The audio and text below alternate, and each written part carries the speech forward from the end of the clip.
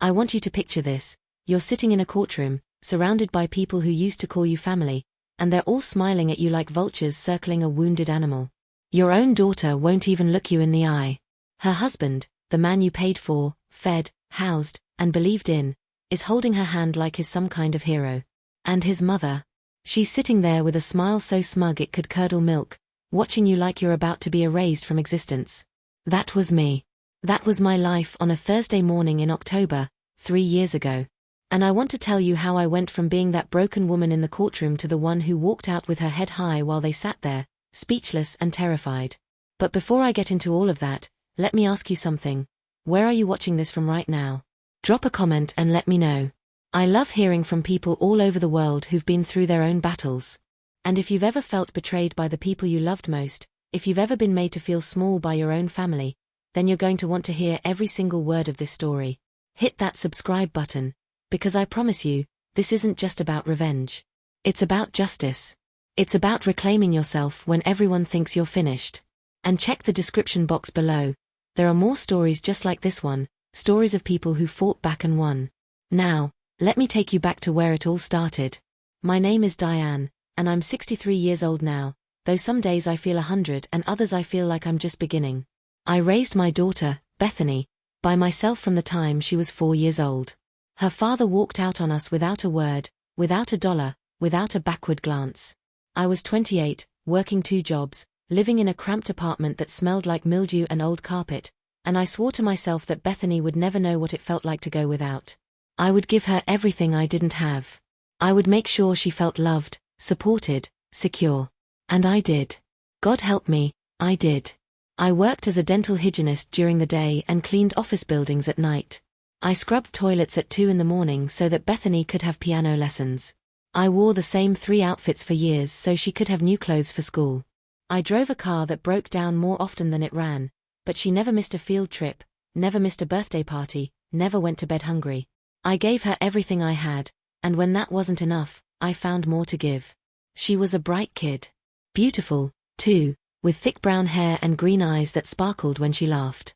She was smart, quick-witted, a little stubborn, but I loved that about her. I wanted her to be strong. I wanted her to stand up for herself in a world that doesn't always make space for women like us. I put her through college, even though it meant taking out loans I'm still paying off. I helped her buy her first car. I gave her the down payment for her first apartment. I was there for every milestone, every heartbreak, every triumph. And then she met Trevor. Trevor Callahan. I'll never forget the first time she brought him home. He was tall, handsome in that clean-cut, all-American way, with blonde hair and blue eyes and a smile that didn't quite reach those eyes if you looked close enough. But I didn't look close enough. Not then. Bethany was glowing. She was 26, just starting her career in marketing, and she was in love. Who was I to stand in the way of that? "Mom, this is Trevor," she said, her voice bright and giddy. "He's amazing. You're going to love him." I shook his hand. It was firm, confident. He looked me right in the eye and said, "Mrs. Patterson, it's an honor to meet you. Bethany talks about you all the time." I smiled. I believed him. Why wouldn't I? Over the next few months, Trevor became a fixture in our lives. He was always around, always polite, always helpful. He'd carry groceries, fix things around my house, compliment my cooking. He was studying business, he said, and he had big plans. He wanted to start his own company, to build something real. Bethany was smitten. She talked about him constantly, about their future, about the life they were going to build together. And then, one night over dinner at my house, Trevor looked at me with those blue eyes and said, "Mrs. Patterson, I need to ask you something." My heart skipped. I thought he was going to ask for my blessing to marry Bethany. And I was ready to give it. I was ready to welcome him into our family, to trust him with the most precious thing in my life. But that's not what he asked. "I'm so close to getting my business off the ground," he said, leaning forward with an earnestness that seemed so real. "I just need a little capital to get started. A loan, really. I'd pay you back with interest as soon as the company takes off. Bethany believes in me, and I was hoping, maybe you would too." I looked at Bethany. Her eyes were pleading. She reached across the table and took my hand. "Mom, this is his dream. And he's going to make it happen. I know he is. Please. We'll pay you back. I promise. I should have said no. I should have seen the red flags waving right in front of my face. But I didn't. Because I wanted Bethany to be happy. Because I wanted to believe that this man loved her the way she deserved to be loved. Because I had spent my entire adult life making sure she never had to struggle the way I did. So I said yes. I gave Trevor $15,000. It was most of my savings, money I had scraped together over years of overtime shifts and skipped meals and driving that broken-down car until it finally died. I gave it to him because Bethany asked me to. Because I loved her more than I loved myself. He promised he'd pay me back within a year. He never did. Not only did he not pay me back, but 6 months later, he asked for more. Another $10,000, he said, just to keep things afloat while the business found its footing. Bethany assured me it was a good investment. Mom, you're going to get all of this back and more, she said. Trevor's working so hard. You'll see. I gave him the money. I took out a loan against my house to do it. $25,000, total, handed over to a man I barely knew because my daughter loved him. And then they got married. It was a small ceremony, nothing fancy, but I paid for most of it. The dress, the flowers, the reception at a little venue by the lake. I smiled in all the photos. I danced with Bethany. I hugged Trevor and told him to take care of my girl. I meant it. I still believed in him. I still believed in them. But things started to change after that. Bethany called less. When I did hear from her, she sounded distant, distracted. She stopped coming over for Sunday dinners. She stopped asking how I was doing. And when I asked about the money Trevor owed me, she got defensive. Mom, he's doing his best, she'd snap. The business is just taking longer to get off the ground than we thought. You need to be patient. Patient. I had been patient my entire life. I had been patient when her father left. I had been patient through every struggle, every sacrifice, every sleepless night. But I didn't say that. I bit my tongue and told her I understood. Then, about a year after the wedding, Trevor's mother moved in with them. Her name was Lorraine Callahan, and she was a piece of work. I met her a few times before the wedding, and every encounter left me feeling cold. She had this way of looking at people, at me, specifically, like they were beneath her. She came from money, or at least she acted like she did, and she made it clear that she thought Bethany had married up. Never mind that my daughter was educated, successful, and beautiful. Never mind that I had raised her to be strong and independent. To Lorraine, Bethany was lucky to have Trevor, and I was just in the way. When she moved in with them, things got worse. Bethany stopped answering my calls altogether. When I drove over to their house, an hour away, because that's how far she'd moved, Lorraine answered the door and told me Bethany was busy. She didn't invite me in. She didn't even pretend to be polite. She'll call you when she has time, Lorraine said, her voice dripping with condescension. And then she closed the door in my face. I stood there on that porch, staring at the closed door, and I felt something inside me crack. But I didn't cry. Not then. I got back in my car and I drove home and I told myself that Bethany was just adjusting. That she'd come around. That everything would be okay. I was wrong. Have you ever been ghosted by your own child? Not because they're angry with you, not because you did something unforgivable, but because someone else convinced them you weren't worth their time anymore? That's what happened to me. Slowly, methodically, like a poison dripping into water, I was erased from my daughter's life. The calls stopped completely. The texts went unanswered. I sent birthday cards, Christmas gifts, little notes just to say I was thinking of her. Nothing. Radio silence. I drove to their house 4 more times over the next 6 months. Twice, no one answered the door even though I could see Bethany's car in the driveway. Once, Lorraine answered and told me Bethany didn't want to see me. The 4th time, Trevor answered. He stood in the doorway, blocking my view inside, and he looked at me like I was a stranger. Mrs. Patterson, he said, his voice flat, Bethany needs some space right now. She's dealing with a lot, and your energy isn't helping. My energy. As if loving my daughter, worrying about her, wanting to be part of her life was some kind of burden. Trevor, please, I said, and I hated how my voice shook. I just want to talk to her. 5 minutes. That's all I'm asking. He shook his head. I think it's best if you give her time. And then he closed the door. I stood there, just like I had with Lorraine, staring at that closed door, and this time I did cry. I cried in my car, in the driveway of the house I had helped them buy, and I felt more alone than I had ever felt in my entire life. I started seeing a therapist after that. Her name was Dr. Elaine Howard, and she was kind, patient, and honest in a way that sometimes hurt but always helped. I told her everything. About Bethany, about Trevor, about the money, about the silence. About how I felt like I was grieving someone who was still alive. "It sounds like you're being isolated," Dr. Howard said one afternoon, her voice gentle but firm. "And isolation is a common tactic in controlling relationships. Trevor and his mother may be intentionally distancing Bethany from you." "But why?" I asked, my voice breaking. "Why would they do that? I've never done anything but support them." "Because you represent something they can't control," she said. "You're her mother. You know her. You love her unconditionally. And if they want to manipulate her, they need to remove anyone who might remind her of who she really is." I didn't want to believe it. I didn't want to think that my daughter was being manipulated, that the man I had trusted with my savings and my blessing was capable of something so calculated, so cruel. But deep down, I knew Dr. Howard was right. I had seen the signs. I had ignored them because I wanted to believe in the fairy tale, the happy ending, the life I had worked so hard to give Bethany. But fairy tales don't exist. Not for people like me. A few months later, I got a call from an unknown number. I almost didn't answer, but something told me to pick up. "Mom."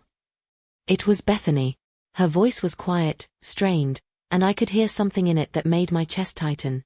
"Bethany," I breathed, gripping the phone like it was a lifeline. "Oh, honey, I've been so worried. Are you okay?" There was a long pause. Then, "I need to talk to you." "Of course. Anything. Do you want me to come over? Or we could meet somewhere?" "No," she said quickly. "Not in person. I need to tell you something." My heart was pounding. "Okay. I'm listening." Another pause. Then, "Trevor and I are getting a divorce." I should have felt relief.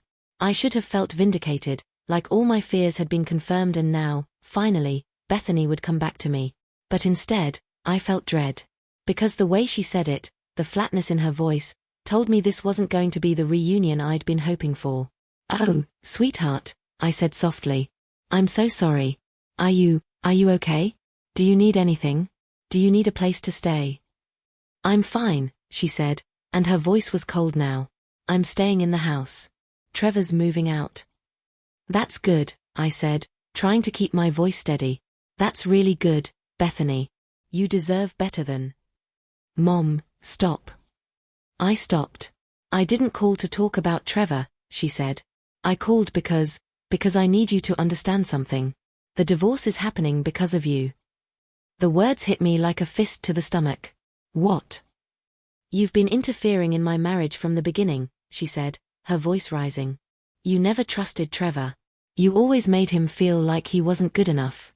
You put so much pressure on us, and it's been suffocating." "Bethany, that's not—" "And the money," she continued, talking over me. "You've been holding that over our heads for years. Every time we see you, every time we talk, it's always about the money. You made us feel like we owed you everything. Like we couldn't live our lives without your approval." I was shaking. I can't do this anymore, Mom. I can't keep trying to make you happy while I'm trying to save my marriage. So I'm done. I'm done with you. Bethany, please." The line went dead. I sat there, holding the phone, staring at the wall, and I felt like my entire world had just collapsed. My daughter, the person I had given everything to, the person I had sacrificed my entire life for, had just told me she was done with me. And she believed it. She believed I was the problem. I called her back. It went straight to voicemail. I tried again. And again. Nothing. I didn't hear from her for another 8 months. There are moments in your life that divide everything into before and after. The day my husband left. The day Bethany called and told me she was done with me.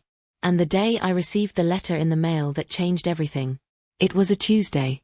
I remember because Tuesdays were my least favorite day of the week, too far from the weekend to feel hopeful, too far from Monday to still have that fresh start energy. I was sitting at my kitchen table, drinking lukewarm coffee and staring at a stack of bills I couldn't afford to pay, when the mailman knocked on my door. "Certified letter," he said, handing me a clipboard to sign. "Needs a signature." I signed, took the envelope, and closed the door. My hands were shaking before I even opened it. Certified letters are never good news. They're layoffs and lawsuits and foreclosures. They're the universe's way of telling you that whatever you thought couldn't get worse just did. I tore open the envelope and pulled out the document inside. It was from a law office. The heading read, *Petition for Dissolution of Marriage, Callahan v. Callahan. Bethany and Trevor were getting divorced. That much I already knew, even though Bethany hadn't spoken to me since that phone call 8 months ago. But this wasn't just a notice about the divorce. This was a summons. I was being called to appear in court. Why? I read further. My stomach dropped. Trevor was claiming that I had given them the $25,000 as a gift, not a loan. He was arguing that because there was no formal contract, no written agreement, the money was freely given with no expectation of repayment. And Bethany, my Bethany, was supporting his claim. But that wasn't even the worst part. The worst part was the paragraph that followed, the one that made my blood run cold. The petitioner further alleges that Diane Patterson has engaged in a pattern of financial manipulation and emotional abuse toward the respondent, Bethany Callahan, and has made repeated attempts to interfere in the marriage. The petitioner requests a restraining order preventing Diane Patterson from contacting either party during the proceedings. I read it 3 times. 4 times. I read it until the words blurred together and I couldn't see straight anymore. They were calling me abusive. They were twisting everything I had done, every sacrifice, every dollar, every sleepless night, and turning it into something ugly, something cruel. And my daughter was letting them do it. I didn't eat that day. I didn't sleep that night. I sat at my kitchen table with that letter in front of me, and I felt something shift inside me. It wasn't sadness anymore. It wasn't even anger. It was something colder, sharper, more focused. I had been betrayed. I had been used. I had been discarded. And now they wanted to erase me completely, to paint me as the villain in a story where I was the only one who had ever given a damn. But I wasn't going to let them. If you've ever been pushed to the edge, if you've ever been backed into a corner by people who underestimated you, then you know what I'm talking about. There's a moment when you stop crying and start planning. When you stop asking why me, and start asking what now. That's where I was. And if you're enjoying this story so far, make sure you hit that like button and share it with someone who needs to hear it. Check the description box for more stories like this, stories about people who didn't just survive, but fought back and won. I called a lawyer the next morning. His name was Raymond Booker, and he came highly recommended by a woman at my church who'd gone through a nasty divorce herself. He was in his 50s, with silver hair, sharp eyes, and a voice that reminded me of a TV lawyer, the kind who always seemed to know exactly what to say. "Mrs. Patterson," he said after I explained the situation, "I'm going to be honest with you. This is a difficult case. Without a written agreement, proving that the money was a loan and not a gift is going to be challenging. And the fact that your daughter is siding with her husband makes it even harder. So what do I do?" I asked, my voice tight. Just let them take everything? Let them call me an abuser and walk away? "No," he said firmly. "We fight. But we need evidence. We need documentation, witnesses, anything that can prove your side of the story. Do you have any texts, emails, anything where they acknowledged the money was a loan?" I thought about it. I had deleted most of my old texts when I got a new phone a year ago. But there were a few emails, a few messages where Bethany had said things like, "We'll pay you back as soon as we can," or "Trevor's working on getting the money together." It wasn't much, but it was something. "I'll find what I can," I said. "Good. And one more thing." Raymond leaned forward, his eyes locking onto mine. "If they're calling you abusive, we need to flip that narrative. We need to show the court exactly who the manipulators are. Do you have anyone who can testify about your relationship with your daughter before Trevor came into the picture?" I nodded. "I have friends. People who knew us. People who saw how close we were." "Get me their names," he said. "We're going to need them." Over the next few weeks, I did exactly what Raymond asked. I went through every old email, every text, every scrap of paper I could find. I reached out to people I hadn't spoken to in years, friends from Bethany's childhood, neighbors who had watched her grow up, co-workers who had heard me talk about her constantly. And slowly, piece by piece, I started building my case. But I also did something else. Something Raymond didn't ask me to do. I started writing a letter. It wasn't a legal document. It wasn't meant for Raymond or for the court record. It was something else entirely, something personal, something raw, something that came from the deepest, most broken part of me. I wrote about Bethany's childhood, about the sacrifices I made, about the love I poured into her. I wrote about Trevor, about the red flags I ignored, about the money I gave because I trusted him. I wrote about Lorraine, about the way she looked at me like I was nothing, about the way she closed the door in my face. I wrote about the phone call, about being told I was the problem, about being erased from my own daughter's life. And then I wrote about what I had discovered. Because in the process of digging through old emails and messages, I had found something. Something that changed everything. Let me tell you what I found, because this is where the whole thing started to crack wide open.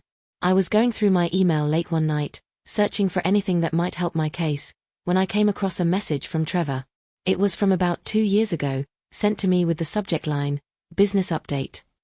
At the time, I had skimmed it, nodded along, believed every word. But now, reading it again with clear eyes, I saw something I had missed. In the email, Trevor wrote, just wanted to keep you in the loop, Mrs. P. The business is doing great. We landed a huge contract last month, and things are really taking off. Bethany and I are so grateful for everything you've done to help us get here. We'll have that loan paid back to you before you know it. Promise. That word. Loan. He had called it a loan. In writing. In an email that was dated, timestamped, and saved in my inbox. I stared at the screen, my heart pounding. This was it. This was proof that the money wasn't a gift. Trevor himself had acknowledged it was a loan. And if he had lied about that in court, if he had claimed it was a gift when his own words said otherwise, then everything else he said was suspect too. But I kept digging, because something told me there was more. I went through Bethany's old Facebook messages, back when she used to talk to me regularly. I found one from 3 years ago, right after Trevor first asked me for the money. She had written, Mom, I know this is a lot to ask, but Trevor really believes in this business. And I believe in him. We'll pay you back, I swear. You won't regret this. Another acknowledgement. Another promise. Another lie they were now trying to bury. But the most damning thing I found wasn't in my email or on social media. It was in a box of old papers in my closet, tucked away and forgotten. When I gave Trevor the second loan, the $10,000, I had asked him to sign a promissory note. It wasn't anything fancy, just a simple document I printed off the internet that said he agreed to pay me back within 2 years. He had signed it. I remembered him signing it, remembered him handing it back to me with that charming smile and saying, "You'll have this money back sooner than you think, Mrs. Patterson. I promise." I had put that note in a folder labeled Important Documents and then, like an idiot, I had forgotten all about it. But now, holding it in my hands, I felt a rush of something I hadn't felt in months, hope. I called Raymond immediately. "I found it," I said, my voice shaking. "I found proof. He signed a promissory note. It's right here. He can't claim it was a gift anymore." There was a pause on the other end of the line. Then Raymond said, "Mrs. Patterson, do you still have the original?" "Yes. It's right here in my hand. Don't let it out of your sight. I'm coming over right now." Raymond arrived an hour later, and I handed him the note. He examined it carefully, checking the signature, the date, the wording. Then he looked up at me, and for the first time since this nightmare began, he smiled. "This changes everything," he said. "Can we use it in court?" "Absolutely. And more than that, if Trevor's lawyers have been arguing that the money was a gift, and we show up with this, it's going to make him look like a liar. Which means the judge is going to question everything else he's said too." I felt the weight on my chest start to lift. "So we have a chance." "We have more than a chance," Raymond said. "We have a case." But I didn't stop there. Because the more I thought about it, the more I realized that Trevor and Lorraine had been playing a long game. They hadn't just isolated Bethany from me. They had been planning this divorce for months, maybe longer. And I needed to know why. I started asking questions. I called people who knew Trevor, people who had worked with him, people who might have insight into what was really going on. And that's when I learned the truth. Trevor's business? The one I had funded with $25,000 of my own money. It didn't exist. It had never existed. He had used my money to pay off credit card debt, to fund a lifestyle he couldn't afford, to buy a car and take vacations and live like he was successful when he was actually broke. But it got worse. I found out, through a friend of a friend who knew someone who worked at the county clerk's office, that Trevor had filed for divorce not because the marriage was failing, but because Bethany had recently inherited money. Her grandmother on her father's side, a woman I had never met, a woman who had never been part of Bethany's life, had passed away and left her a substantial amount. $250,000, to be exact. Trevor wasn't leaving Bethany because he didn't love her. He was positioning himself to take as much of that inheritance as he could in the divorce. And by painting me as the villain, by making Bethany believe that I was the source of all their problems, he was isolating her, controlling her, making sure she didn't have anyone in her corner who might tell her the truth. Lorraine was in on it too. She had moved in with them not to help, but to keep an eye on Bethany, to make sure she stayed under their control. This was a con. A long, calculated, heartless con. And my daughter was the mark. I felt sick. I felt furious. I felt a kind of rage I didn't even know I was capable of. But I also felt something else. Determination. If you're still with me, if you're feeling what I'm feeling right now, then do me a favor. Leave a comment and let me know. Tell me you're here. Tell me you're rooting for me. Because what happens next is where this story really gets good. And make sure you check the description box for more incredible true stories like this one. I went back to Raymond with everything I had found. The promissory note. The emails. The evidence of Trevor's lies. The information about the inheritance. And I told him, I want to go after them. Not just for the money. I want the truth to come out. I want everyone in that courtroom to know exactly what kind of people they are. Raymond nodded slowly. Then we're going to need to be smart about this. We're going to need to present this in a way that's undeniable. And we're going to need to do it at the right moment. What do you mean? I mean, he said, leaning back in his chair, we're going to let them think they've won.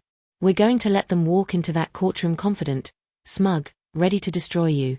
And then, at the last possible moment, we're going to pull the rug out from under them. I like the sound of that. There's one more thing, Raymond said. I think you should write a letter. To the judge. Not a legal brief, but a personal letter. Tell him your story. Tell him what they did to you. Tell him who your daughter was before Trevor came into her life. Make it impossible for him to see you as anything other than what you are, a mother who loved her daughter and got betrayed for it. So that's what I did. I spent the next 2 weeks writing that letter. I poured everything into it, every memory, every emotion, every ounce of pain and love and rage. I didn't hold back. I didn't try to sound polite or pretty or palatable. I wrote the truth, raw and unfiltered, and I trusted that it would be enough. And then I waited for the court date. The court date was set for a Thursday morning in late October. I remember because the trees outside were losing their leaves, and the sky was that pale, washed-out blue that always makes me feel melancholy. I didn't sleep the night before.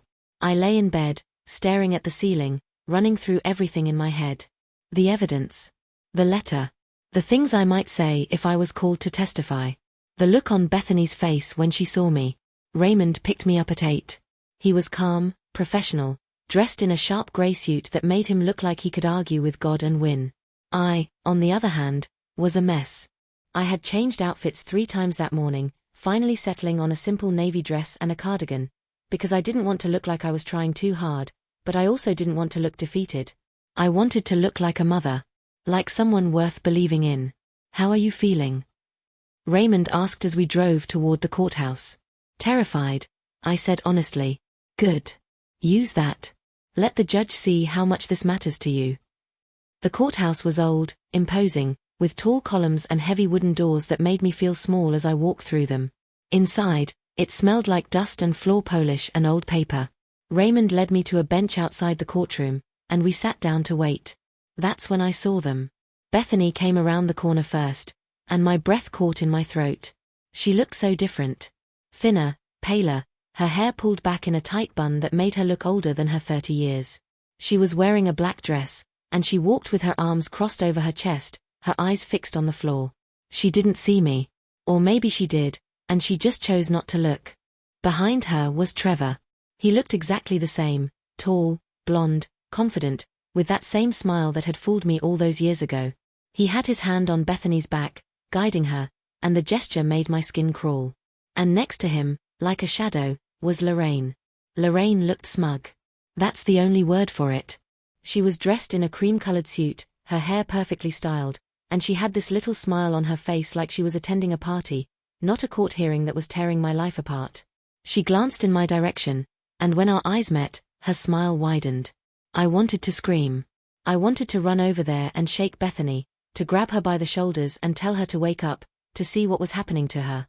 But I didn't. I sat there, hands folded in my lap, and I waited. They look confident, I muttered to Raymond. Good, he said. Confident people make mistakes. When they called us into the courtroom, I felt like I was walking to my own execution. The room was smaller than I expected, with wood-paneled walls and fluorescent lights that buzzed faintly overhead. The judge's bench loomed at the front, and there were a few rows of seats for observers. It was cold. Impersonal. The kind of place where lives are dismantled and put back together, and no one bats an eye. The judge entered, and we all stood. His name was Judge Franklin Harlow, and he looked exactly like what you'd expect from a family court judge, late 60s, grey hair, glasses perched on the end of his nose, and an expression that said he'd seen it all and wasn't impressed by any of it. Be seated, he said, and we Saturday. Trevor's lawyer spoke first. Her name was Andrea Colton, and she was sharp, polished, and utterly ruthless. She laid out Trevor's case with the precision of a surgeon, painting me as a meddling, controlling woman who had used money to manipulate my daughter's marriage. She talked about the $25,000 as if it was some kind of weapon I had held over their heads, conveniently leaving out the fact that they had asked for it. She mentioned the restraining order request, framing it as necessary protection from my erratic behavior. I sat there, listening to her twist the truth, and I felt my hands start to shake. Raymond put a hand on my arm, steadying me. Then it was Raymond's turn. He stood, buttoned his jacket, and walked to the center of the room like he owned it. Your Honor, he began, my client is not here to interfere in this divorce. She's here because she was summoned. Because Mr. Callahan has made claims about her that are not only false, but provably false. The $25,000 in question was not a gift. It was a loan. And we have documentation to prove it. He held up the promissory note, and I watched Trevor's face go pale. Andrea recovered quickly. Your Honor, that document is unsigned and... It's signed, Raymond interrupted smoothly, by Mr. Callahan himself. Dated, witnessed, and legally binding. And if the court would like, we also have emails and text messages where both Mr. Callahan and Mrs. Bethany Callahan acknowledged that this money was, in fact, a loan, not a gift. I glanced at Bethany. She was staring straight ahead, her face frozen. Trevor leaned over to whisper something to Andrea, but she held up a hand to silence him. Judge Harlow frowned. Let me see that note. Raymond handed it to the bailiff, who carried it up to the judge. The courtroom was silent except for the faint rustling of paper as Judge Harlow examined the document. He looked at it for what felt like an eternity. Then he looked at Trevor. Mr. Callahan, did you sign this? Trevor stood, clearing his throat. Your Honor, yes, I signed it, but I was under the impression that it was just a formality. Mrs. Patterson never actually expected. A promissory note is not a formality, Mr. Callahan, the judge said, his voice sharp. It's a legal contract. And you've just admitted, under oath, that you signed it. Andrea stood quickly. Your Honor, we'd like to request a recess to review. Denied, Judge Harlow said. We're continuing. Mr. Booker, do you have anything else? Raymond nodded. Yes, Your Honor. I'd like to submit a letter written by my client. It's a personal account of her relationship with her daughter and the events leading up to this hearing. I believe it provides crucial context that the court should consider. Andrea objected immediately. Your Honor, personal letters are not evidence. They're hearsay and...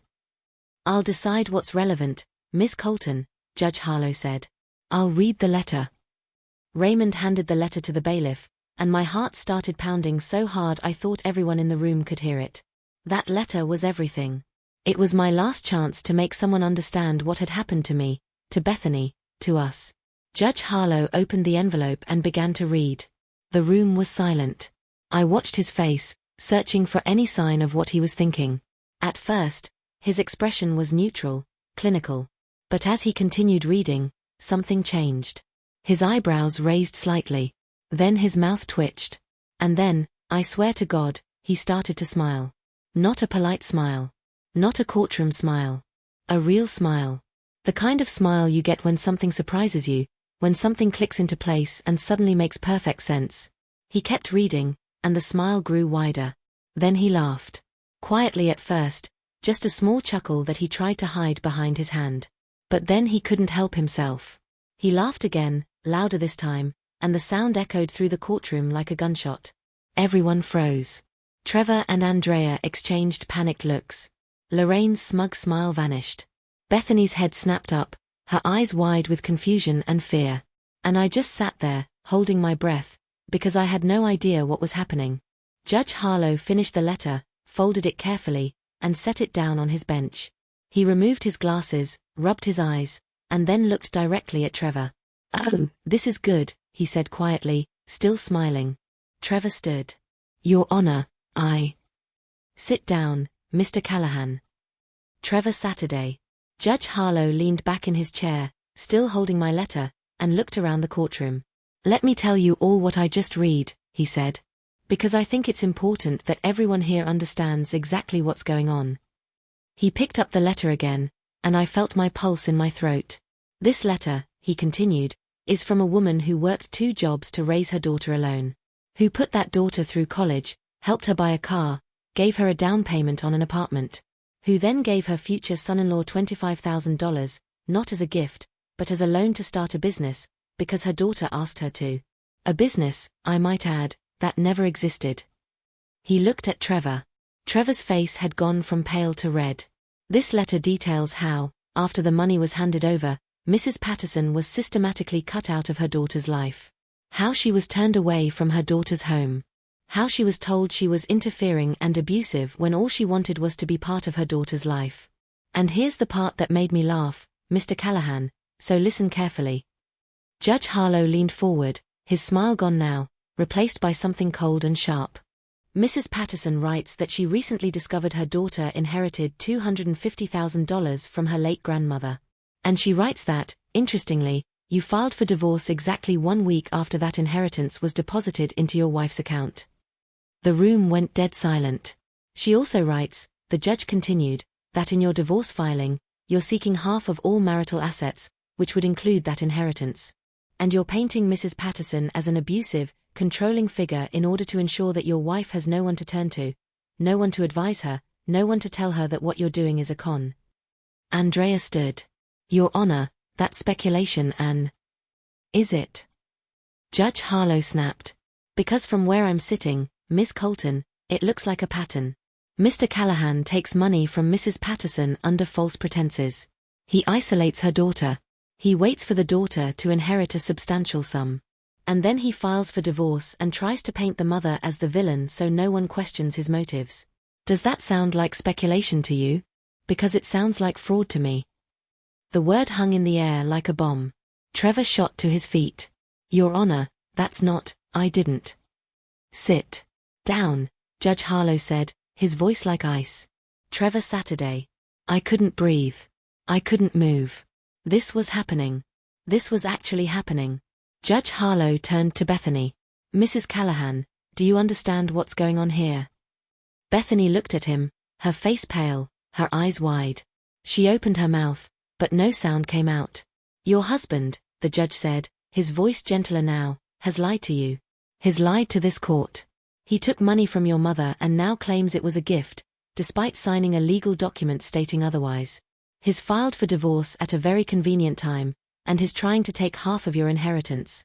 And he's done all of this while convincing you that your mother, the woman who raised you, who sacrificed everything for you, is the problem." Bethany's eyes filled with tears. She looked at Trevor, then at me, then back at the judge. I don't understand," she whispered. "I think you do," Judge Harlow said. "I think you're starting to." He turned back to Trevor and Andrea. "Here's what's going to happen. The restraining order request is denied. The claim that the $25,000 was a gift is denied. Mr. Callahan, you will repay Mrs. Patterson the full amount, with interest, within 90 days. If you fail to do so, I will hold you in contempt, and we can discuss criminal fraud charges. As for the divorce proceedings, I'm ordering a full financial disclosure from both parties, and I'm appointing an independent auditor to review all marital assets. If I find that Mr. Callahan has been hiding assets or attempting to defraud Mrs. Callahan, I will make sure he walks out of here with nothing. Do I make myself clear? Trevor's lawyer started to speak, but Judge Harlow held up a hand. We're done here. Court is adjourned. He stood, and we all stood with him. He walked out of the courtroom, and the moment the door closed behind him, chaos erupted. Andrea grabbed Trevor's arm, whispering furiously. Lorraine stood frozen, her face a mask of shock and fury. And Bethany just sat there, staring at her hands, tears streaming down her face. I stood up slowly, my legs shaking. Raymond put a hand on my shoulder. You did it, he said quietly. You won. But I wasn't looking at him. I was looking at my daughter. And for the first time in nearly 3 years, she was looking back at me. The courthouse steps were cold beneath my feet as I walked out into the October air. My legs felt weak, like they might give out at any moment, but I kept walking. Raymond was beside me, talking about next steps, about the repayment timeline, about how we'd follow up with the court-appointed auditor. I nodded along, but I wasn't really hearing him. My mind was still back in that courtroom, replaying the moment when Judge Harlow read my letter and everything shifted. Mrs. Patterson. I turned. Bethany was standing at the top of the courthouse steps, alone. Trevor and Lorraine had disappeared, probably into Andrea's office to regroup and figure out how to minimize the damage. But Bethany had stayed behind. She stood there with her arms wrapped around herself, looking small and lost, and for a moment she looked exactly like she had when she was 7 years old and her father left, standing in the doorway of our apartment asking me why he didn't love us anymore. I'll give you two a moment, Raymond said quietly, and he walked a discreet distance away. Bethany came down the steps slowly, each footfall hesitant, like she wasn't sure if she was allowed to approach me. She stopped a few feet away, and for a long moment, we just looked at each other. I didn't know, she said finally, her voice barely above a whisper. About the letter you gave the judge. About the promissory note. Trevor told me. He told me you had agreed it was a gift. That you were just trying to cause problems because you didn't like him. I wanted to be angry. I wanted to say something sharp, something that would make her understand how much she had hurt me. But when I looked at her face, at the tears streaking her makeup, at the confusion and pain in her eyes, all I felt was tired. He lied to you, I said simply. About a lot of things, it sounds like. She nodded, looking down at her feet. The inheritance. I didn't even tell him about it at first. My grandmother's lawyer contacted me, and I was so surprised because I barely knew her. I thought maybe I should save it, or invest it, or, I don't know. But Trevor said we should put it in a joint account, that we were married and married people shared everything. He said it was romantic. And I believed him. Oh, Bethany, I breathed. And then a week later, he told me he wanted a divorce, she continued, her voice breaking. He said he'd been unhappy for a long time. That I was too dependent on you, too influenced by you. That he couldn't be with someone who let their mother control their life. And I believed that too, because... She looked up at me, her eyes red and swollen. Because I was so confused. Because for months, Lorraine had been telling me that you were jealous of my marriage, that you were trying to sabotage us because you couldn't stand to see me happy. And I didn't want to believe her, but you were calling all the time, and coming by the house, and asking about the money, and it felt overwhelming. I felt my own eyes sting with tears. I was worried about you. You stopped talking to me. You stopped coming around. I didn't know what was happening. I know, she whispered. I know that now. But at the time, it felt like you were everywhere, and I just wanted space to figure out my marriage without my mother in the middle of it. And Trevor and Lorraine made it seem like that was reasonable. Like wanting boundaries with your mother was a normal, healthy thing. It is a normal, healthy thing, I said carefully. But what they did wasn't about boundaries. It was about isolation. There's a difference. She nodded, wiping at her face with the back of her hand. The judge said, he said Trevor was running a con. That he planned this. Do you think that's true? I thought about everything I had learned over the past few months. The fake business. The timing of the divorce. The way Lorraine had moved in and taken control. The way I had been systematically erased from Bethany's life. Yes, I said. I think it's true. Bethany let out a sound that was half sob, half laugh. I'm such an idiot. No, I said firmly. You're not. You loved him. You trusted him. That doesn't make you an idiot. It makes you human. We stood there in silence for a moment, and then Bethany took a step closer. I'm sorry, Mom, she said, and her voice broke completely. I'm so sorry. For everything I said. For cutting you out. For believing them instead of you. For... Stop, I said, and I reached out and pulled her into my arms. She collapsed against me, sobbing, and I held her the way I used to when she was little, when the world felt too big and too scary and the only safe place was in her mother's arms. I held her and I cried too, because even though I had won in that courtroom, even though the judge had seen through Trevor's lies and vindicated me, this moment, holding my daughter again, this was the real victory. I've got you, I whispered into her hair. I've got you, baby. It's okay. We stood like that for a long time, two broken women on the courthouse steps, putting each other back together piece by piece.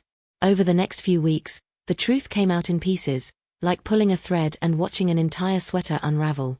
The court-appointed auditor went through Trevor and Bethany's finances with a fine-tooth comb, and what he found was damning. Trevor had been siphoning money out of their joint account for months, moving it into a separate account that Bethany didn't know existed. He had opened credit cards in her name without her knowledge. He had taken out a loan against the house I had helped them buy, and used the money to pay off his own debts. The business he had claimed to be building? It never existed beyond a basic LLC registration that he never followed through on.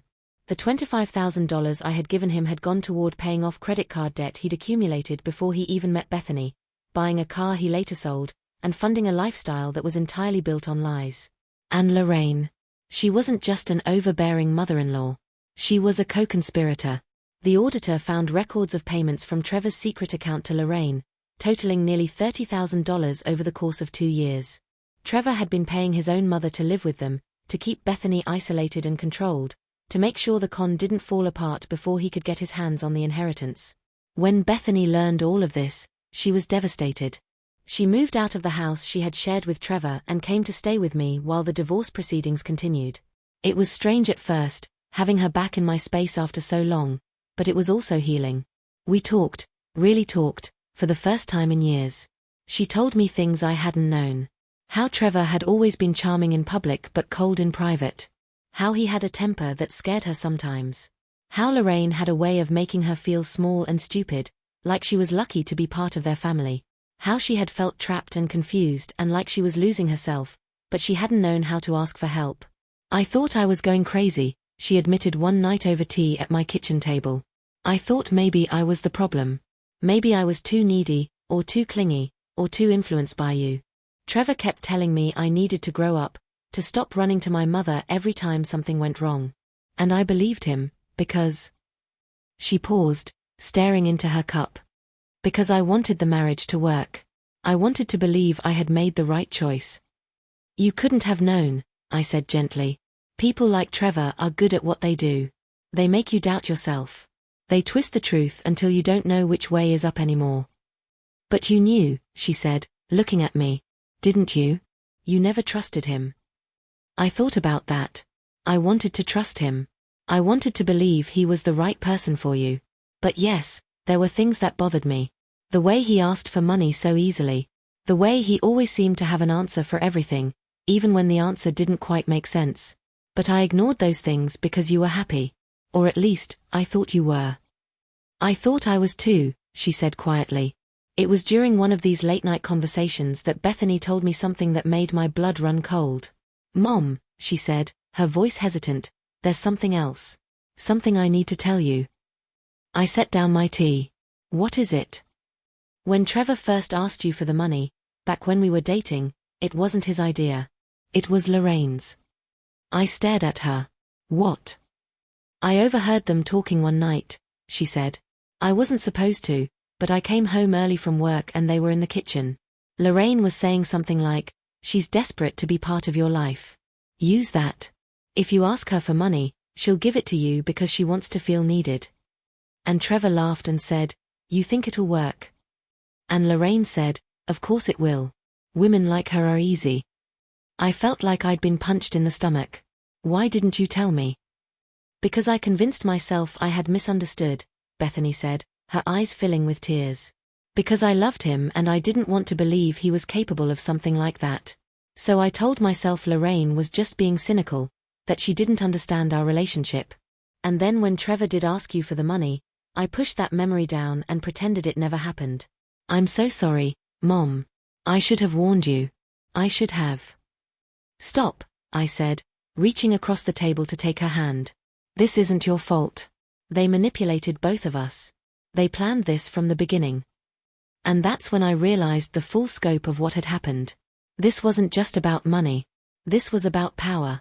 Trevor and Lorraine had seen two women they could exploit, a desperate mother and a naive daughter, and they had played us both.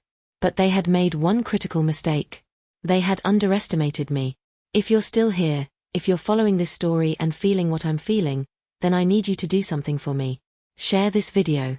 Share it with someone who needs to hear it. Someone who's been manipulated, or betrayed, or made to feel small by people who don't deserve their trust. And check the description box below for more stories like this one, stories about people who fought back and won. Because what happened next wasn't just about getting revenge. It was about making sure Trevor and Lorraine couldn't do this to anyone else ever again. Raymond called me on a Tuesday morning in November, about 3 weeks after the court hearing. His voice had an edge to it, a kind of controlled excitement that told me something big had happened. "Diane," he said, "I need you to sit down for this." Saturday. "What's going on?" "The district attorney's office just contacted me. They've opened a criminal investigation into Trevor Callahan." I felt my heart start to race. What kind of investigation? Fraud. Identity theft. Forgery. Possibly embezzlement, depending on what else they find. The auditor's report raised enough red flags that the DA decided to take a closer look. "And Diane?" He paused. "They want you to testify." I should have been thrilled. I should have felt vindicated. But instead, I felt a wave of anxiety wash over me. Testify? In a criminal trial? If it comes to that, yes. But first, they want to interview you. They want to know everything, when he asked for the money, what promises he made, how he isolated Bethany, all of it. Your story is a key part of establishing a pattern of behavior. I agreed to the interview, and 2 days later I found myself sitting in a small, windowless room at the district attorney's office, across from a woman named Elena Vasquez. She was young, maybe in her mid-30s, with sharp eyes and a no-nonsense demeanor that reminded me of a teacher who doesn't tolerate excuses. "Mrs. Patterson," she said, pulling out a thick file, "thank you for coming in. I know this hasn't been easy for you." "It hasn't," I agreed.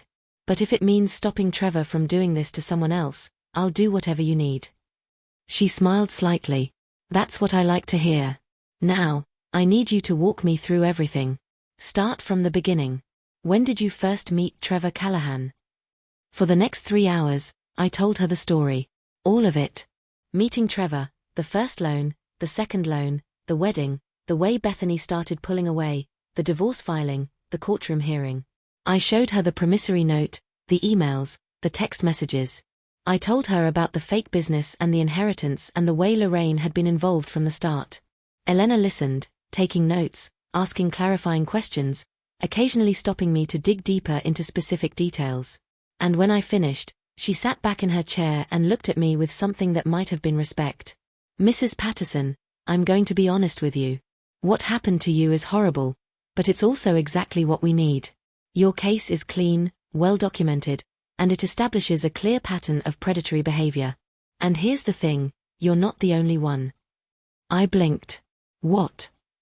"Trevor Callahan has done this before," Elena said. "We've identified at least 2 other women who were involved with him before he met your daughter. One of them loaned him money for a business venture that never materialized. The other one invested in a real estate deal he claimed to be working on. Both of them lost thousands of dollars. Neither of them reported it because they were embarrassed, or because they thought it was their own fault for trusting him." I felt sick. So he's been doing this for years. It looks that way. And Lorraine has been helping him. We're still piecing it all together, but it appears they've been running variations of this con for at least a decade, targeting women who are financially stable but emotionally vulnerable. So what happens now? Now, we build a case, Elena said. We gather evidence, we interview witnesses, and if we have enough, we charge him. But I need to warn you, this could take time. Months, possibly longer. And it's going to be hard. You'll have to relive all of this. You might have to face Trevor in court again. Are you prepared for that? I thought about Bethany, about the other women Trevor had scammed, about all the people like me who had been used and discarded and made to feel like fools. Yes, I said. I'm prepared. Over the next few months, the investigation intensified. The DA's office tracked down Trevor's previous victims, and one by one, they came forward. There was a woman named Jennifer who had dated Trevor 6 years ago and loaned him $12,000 for a startup. There was a woman named Patricia who had invested $20,000 in a real estate flip that never happened. And there was a woman named Angela who had been engaged to Trevor before he met Bethany, an engagement that ended abruptly after she refused to co-sign a loan for him. Each of their stories was heartbreakingly familiar. Trevor had love-bombed them, made them feel special, and then slowly bled them dry while making them believe it was their fault. And in each case, Lorraine had been lurking in the background, coaching Trevor, reinforcing the lies, making sure the women stayed isolated and compliant. It was Angela who provided the most damning evidence. She had kept detailed records of her relationship with Trevor, emails, text messages, even recordings of phone calls where he had made financial promises he never intended to keep. She had held on to them for years, not sure what to do with them, but unable to let them go. I knew he was lying, she told me when we met at a coffee shop one afternoon, brought together by Elena's investigation. I knew it in my gut. But he made me feel crazy for questioning him. And then when I finally broke things off, he turned everyone against me. His friends, his family, even some of my own friends. They all thought I was the problem. I knew exactly how she felt. Thank you, I said to her. For keeping those records. For coming forward. Thank you, she replied. For fighting back. For not letting him win. In March, 6 months after the divorce hearing, the district attorney filed formal charges against Trevor Callahan and Lorraine Callahan. The charges included multiple counts of fraud, identity theft, and conspiracy to commit fraud. If convicted, Trevor faced up to 15 years in prison. Lorraine faced up to 10. The arraignment was scheduled for a Tuesday morning, and Bethany asked if she could come with me. Are you sure? I asked her. You don't have to. I want to, she said firmly. I need to see this through. So we went together, mother and daughter, walking into that same courthouse where this had all begun. This time, though, we weren't sitting on opposite sides of the room. We were side by side, united. Trevor and Lorraine were brought in wearing orange jumpsuits, their hands cuffed in front of them. Trevor's confidence was gone, replaced by a hollow, hunted look. Lorraine's smugness had evaporated. She looked old, diminished, like a deflated balloon. When Trevor's eyes met mine across the courtroom, I didn't look away. I held his gaze, and I let him see exactly what he had created. Not a victim. Not a fool. A woman who had fought back and won. The judge read the charges, and both Trevor and Lorraine pled not guilty. Bail was set at $100,000 each, which neither of them could afford. They were remanded into custody pending trial. As they were led out of the courtroom, Lorraine looked at me one last time. There was hatred in her eyes, but there was something else too, fear. Good, I thought. Now she knows how it feels. Outside the courthouse, Bethany and I stood in the spring sunshine, and she turned to me with tears in her eyes. I can't believe it's really over, she said. It's not over yet, I reminded her. There's still the trial. I know. But it feels like we're finally moving forward. I hugged her tightly. We are, baby. We really are. The trial began in September, almost a full year after that first courthouse hearing where Judge Harlow had read my letter and everything changed. A year is a long time to wait for justice, but in some ways, it was necessary. It gave Bethany time to heal, to rebuild herself, to understand that what had happened to her wasn't her fault. It gave me time to process everything, to work through my anger and hurt with Dr. Howard, to find a way to forgive myself for the things I had missed. And it gave the prosecution time to build an airtight case. The trial lasted 3 weeks. Elena Vasquez was brilliant, methodical, precise, and utterly relentless. She presented the evidence piece by piece, building a picture of Trevor and Lorraine's decade-long pattern of fraud. She brought in the other victims, who testified about their experiences. She presented the financial records, the forged documents, the secret bank accounts. And she called me to the stand. I won't lie, testifying was one of the hardest things I've ever done. Sitting in that witness box, with Trevor and Lorraine staring at me from the defense table, having to recount every painful detail of how they had used me, manipulated me, tried to destroy my relationship with my daughter, it was excruciating. But I did it. I told the truth, clearly and calmly, and I didn't let their lawyers rattle me.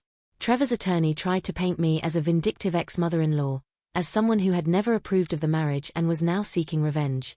But Elena shut that down quickly, using my own letter, the one I had written to Judge Harlow, to show how much I had loved Bethany, how much I had wanted her to be happy, how I had given everything I had to support her.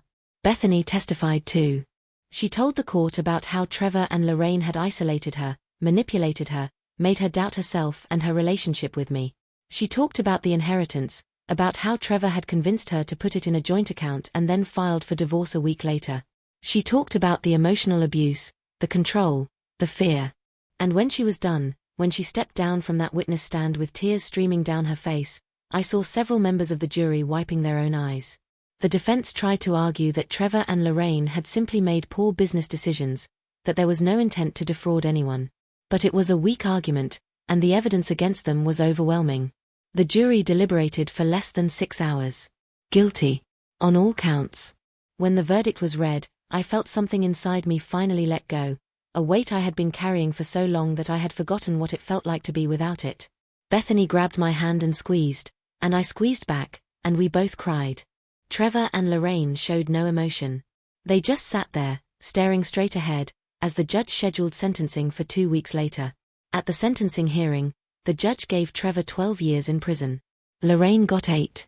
They were also ordered to pay restitution to all their victims, including me. I would get my $25,000 back, plus interest, though realistically I knew I might never see that money. But I didn't care. The money had never been the point. The point was justice. The point was making sure they couldn't do this to anyone else. After the sentencing, Elena found me in the hallway outside the courtroom. "You did it," she said, shaking my hand. "None of this would have been possible without you." "Thank you," I said. "For believing me. For fighting for me." "It was my honor," she replied. And then she smiled. "You're a hell of a woman, Diane Patterson."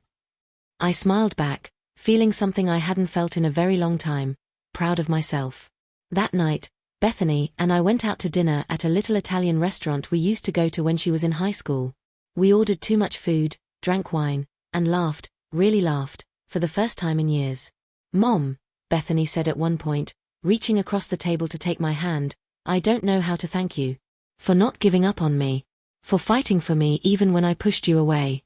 For everything." "You don't have to thank me," I said, my voice thick with emotion. "You're my daughter. I would do it all again in a heartbeat." "I know you would," she said, tears slipping down her cheeks. "And that's why I'm going to spend the rest of my life making sure you never have to." We sat there, holding hands across the table, 2 women who had been through hell and come out the other side stronger, wiser, and more grateful for each other than ever before. It's been 2 years since the trial. 2 years since Trevor and Lorraine were sent to prison, since justice was finally served, since my daughter and I began the slow, painful process of rebuilding what they had tried to destroy. I'm 65 now. Bethany is 33. We talk every day. She comes over for Sunday dinners again, and sometimes she brings a date, though she's taking things slow when it comes to relationships. "I need to learn to trust my own judgment again," she told me once, and I understood completely. She started therapy with someone who specializes in emotional abuse and manipulation, and it's helped her enormously. She started to understand that what happened to her wasn't her fault, that Trevor and Lorraine were professionals who had spent years perfecting their con. She's learning to forgive herself for the things she said to me, for the ways she pushed me away, for believing their lies. And I'm learning to forgive myself too. For ignoring the red flags.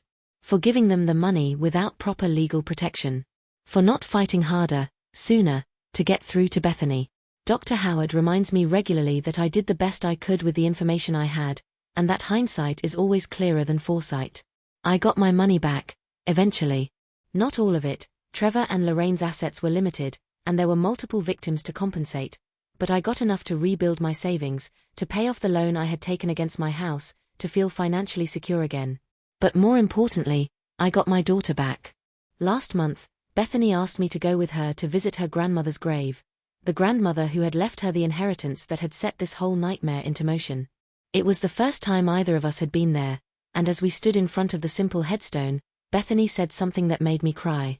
"I wish I could thank her," she said quietly, "for leaving me that money. Not because of what it was worth, but because it exposed Trevor for what he really was. If she hadn't left it to me, if he hadn't shown his true colors when he did, I might have stayed with him for years. I might have wasted my whole life. So in a way, she saved me, even though she never knew me." I put my arm around her shoulders and pulled her close. "She would be proud of you," I said. "For being strong enough to walk away. For being brave enough to testify." "I learned that from you," Bethany said, looking at me. "You taught me that strength isn't about never falling down. It's about getting back up." We stayed there for a while, standing in the quiet cemetery, and I thought about all the women who had come before us, the ones who had been manipulated, betrayed, silenced. The ones who never got their justice. And I felt grateful that I had lived in a time and place where I could fight back, where the system had listened, where my voice had mattered. I want to tell you something, whoever you are, wherever you're watching this from. If you've been betrayed by someone you trusted, if you've been made to feel small or stupid or worthless, if you've been isolated from the people who love you, I want you to know this: it's not your fault. And you're stronger than you think. People like Trevor and Lorraine exist. They're out there, looking for their next target, perfecting their lies, counting on your kindness and trust to give them what they want. But they make one crucial mistake. They underestimate the strength of the people they hurt. They underestimated me. They thought I was just a lonely mother, desperate for connection, easy to manipulate and easier to discard. They thought that once they had isolated Bethany from me, I would just fade away, accept my role as the villain in their story, disappear quietly into the background. They were wrong. And if someone is trying to do that to you right now, if someone is trying to convince you that the people who love you are the problem, if someone is slowly cutting you off from your support system while making it seem like it's for your own good, please, listen to that voice in your head that says something isn't right. Trust your instincts. Reach out to the people who knew you before this person came into your life. Ask for help. Because the truth always comes out eventually. It might take time. It might take patience and evidence and a lot of painful conversations. But it comes out. I still think about that day in the courtroom sometimes, the day Judge Harlow read my letter and laughed. Not because he thought my pain was funny, but because he saw through Trevor's lies so clearly that it was almost absurd. That moment, when someone in authority finally believed me, finally saw what I had been seeing all along, was the moment everything changed. But it wasn't magic. It wasn't luck. It was documentation. It was preparation. It was refusing to let them gaslight me into believing that my own memories and experiences weren't real. I kept the emails. I kept the texts. I kept the promissory note that Trevor had signed, even though I had forgotten about it for years. And when the time came, when I needed to prove my case, I had the evidence. That's what saved me. That's what saved Bethany. So if you're going through something like this right now, document everything. Save every email, every text, every piece of paper. You might not need it. I hope you don't need it. But if you do, you'll be grateful you kept it. Bethany has started dating again, cautiously. There's a man she's been seeing for a few months now, a teacher named David who seems kind and genuine and who, most importantly, encourages her relationship with me rather than trying to undermine it. I've met him twice, and both times he's asked me questions about Bethany's childhood, her interests, her dreams. He wants to know her through my eyes, not despite them. I like him, I told her after the second meeting. But more importantly, do you like him? She smiled. I do. But I'm taking it slow. I'm not rushing into anything. And if I see red flags, I'm walking away. No second chances for men who try to isolate me. Good, I said. You deserve someone who adds to your life, not someone who subtracts from it. She nodded. I learned that the hard way. We don't talk about Trevor much anymore. He's become what he should have always been, irrelevant. A cautionary tale. A chapter that's closed. Lorraine too. They're serving their time, and when they get out, they'll have to register as felons, which will make it much harder for them to pull off their cons in the future. They'll have to rebuild their lives from scratch, just like I did. The difference is, I had people who loved me. I had my daughter, eventually. I had Dr. Howard. I had Raymond. I had Elena. I had a community of women who had been through similar experiences and who supported me. Trevor and Lorraine have each other, and a history of burned bridges. I don't know what their future looks like, and honestly, I don't care. They're not my problem anymore. I've started volunteering at a local women's shelter, helping women who are trying to escape abusive relationships. I share my story with them, not all the details, but the important parts. How I was manipulated. How I lost my daughter for a while. How I fought back and won. And I tell them what I wish someone had told me at the beginning of all this. You are not alone. You are not crazy. You are not the problem. And it is possible to reclaim your life. Some of them believe me right away. Others are skeptical, still too deep in the fog to see clearly. But I plant the seed, and I hope that when they're ready, they'll remember my words and know that there's a way out. Last week, Bethany told me she's thinking about writing a book. About her experience with Trevor, about emotional abuse, about how manipulation can happen to anyone regardless of how smart or strong or independent they are. She asked if I would co-write it with her, if I would share my perspective as the mother who watched her daughter being slowly taken away. I think it could help people, she said. I think if we tell our story, maybe someone else will recognize what's happening to them before it's too late. I told her yes. Of course yes. Because if our pain can prevent even one other family from going through what we went through, then it will have been worth it. This story, our story, isn't just about revenge. It's about survival. It's about fighting back. It's about refusing to be erased. It's about the unbreakable bond between a mother and daughter, and how that bond can survive even the most calculated attempts to destroy it. It's about justice, yes. But more than that, it's about love. I look at Bethany now, and I see the woman she's become, stronger, wiser, more compassionate than ever. She's learned to trust herself again. She's learned to set boundaries.